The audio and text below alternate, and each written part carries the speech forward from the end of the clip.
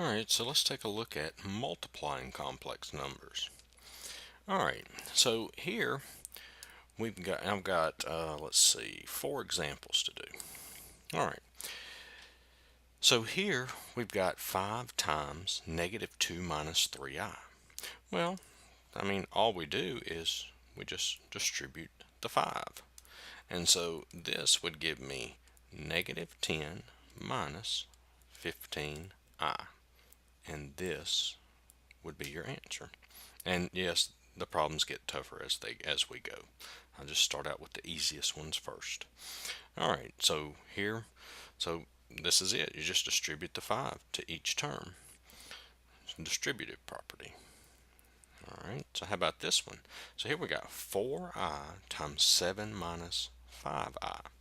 So we're going to distribute the 4i. So that's going to give me 28i minus 20i squared. Okay, so now that gives us 28i minus 20 times. Now remember I is equal to the square root of negative 1. I squared is negative 1. So I squared, so that's 20 times I squared is 20 times negative 1. And so that's 28i plus 20. And we'll rewrite this as 20 plus 28i. It's best when you're dealing with the complex numbers, write your answer in this form. Okay, that's probably going to be in the directions anyway, more than likely. So just flip those around, 20 plus 28i. Alright, so let's look at the next one. Alright, so here we have FOIL method.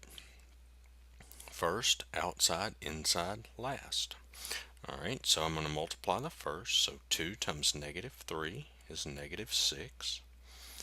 Okay, then the outside, 2 times negative 7i is minus 14i.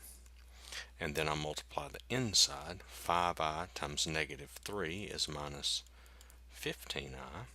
And then the last, so 5i times negative 7i is minus 35i squared. Okay, and remember, I squared is negative 1, so I'm going to change that here. Okay, and so that's negative 6 minus, and then here combine like terms, they both have an I, so that's minus 29i plus 35. And then we combine the negative 6 plus 35, and that gives us 29 minus 29i, and that's our answer. Alright, so let's take a look at this last one here. Alright, so this one, we've got 2 minus 3i times 2 plus 3i. Now, these are special. These are called conjugates of each other.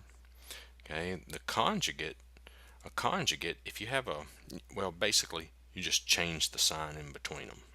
Okay, see how we got the positive 2, but the sign in between the 2 and 3i, they're different.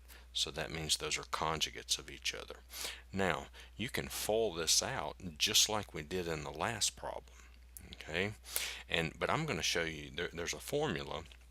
If you don't like the formula, if you don't understand the formula, then just FOIL them out. Okay, you're going to get the same answer. It's just going to take you a few more steps. All right, well, there's a formula that says a minus bi times a plus bi is equal to a squared plus b squared. Okay, it's similar to this formula, a minus b times a plus b. Remember, that's a squared minus b squared. But the difference in this one and this one, it has a I with the b. So this is the formula. There's a plus sign in between instead of a minus sign. All right, so if we look at this one, well, look at this. We've got it's a squared plus b squared. Well, a is 2, b is 3. Or you can look at this one, a is 2 and b is the 3. So it's just a squared plus b squared.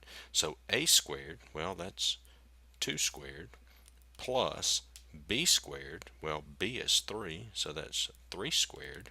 So that's 4 plus 9, which is 13. And that's your answer. Alright, so thanks for watching. I hope the video helped. Give me a like and subscribe.